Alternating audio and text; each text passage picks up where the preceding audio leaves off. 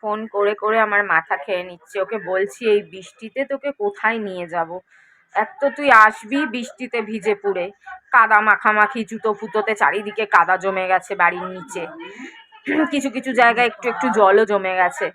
তো এই বৃষ্টিতে ভিজে তুই আসবি, তারপর আবার কখন যাবি? ওর তো আবার সোমবারে স্কুল আছে।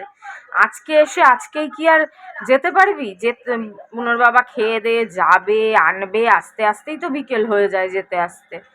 তারপর আর কখন তুই একটা জামা হলেও কখন কিনতে যাবি? নয় একটা জামা আমি কিনে দিতে পারতাম কমের মধ্যে আপাতত, কিন্তু কখন যাবি?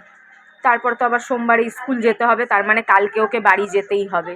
তা কালকেই বা বৃষ্টি হবে কি হবে না কিছুই তো বুঝতে পারছি না। বলছি শোনে আর না, কি বলবো, পাগল হয়ে যাব। আর এদিকে আরেকজন, সেও জিদ। দেখা যাক কি হয়।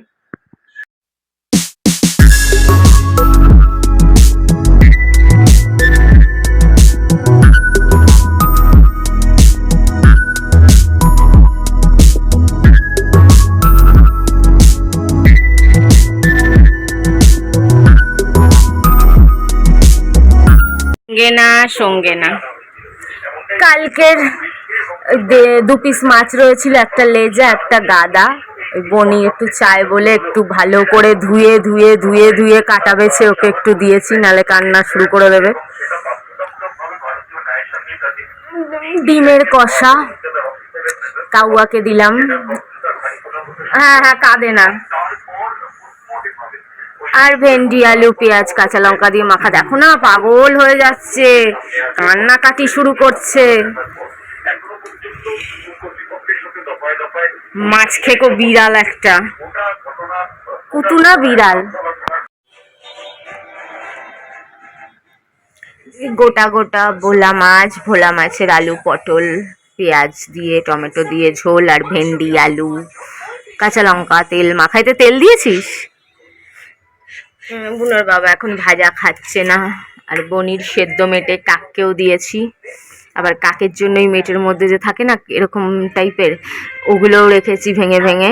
ওগুলো বুনো খায় না, আর কাকেরা তো ভালোই খায়।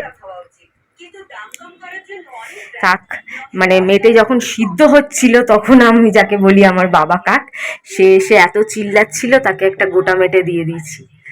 আবার এগুলো রেখেছি, আবার দেবো। ওই দেখো বৈষ্ণবী খালি ফোন করেই যাচ্ছে আসার জন্য।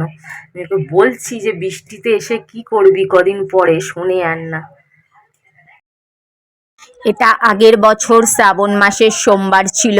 আমি সদ্য হেডশেপ করিয়েছি, সদ্য না তাও মানে হেডশেপ করানোর এটা 3-4 মাসের পরের ঘটনা হবে। দেখতেই পাচ্ছ অল্প অল্প চুল উঠেছে, টাকলু মাথায় চুল উঠলে যেরম লাগে, তাই স্কার্ফ দিয়ে ঢেকে রেখেছি।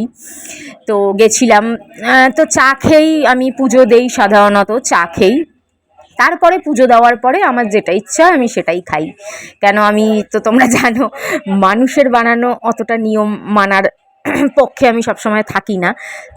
ভগবান আমার কাছে নিজের বাবার মতন, বিশেষ করে শিব বাবা, লোকনাথ বাবা, এরা আমার বাবার মতন। বিশেষ করে শিব বাবা আমি বাবা মনে করি। তার পুজো মানে আমার কাছে তার জন্মদিন, তার বিয়ে, তার অ্যানিভার্সারি, মানে এরম একটা ব্যাপার।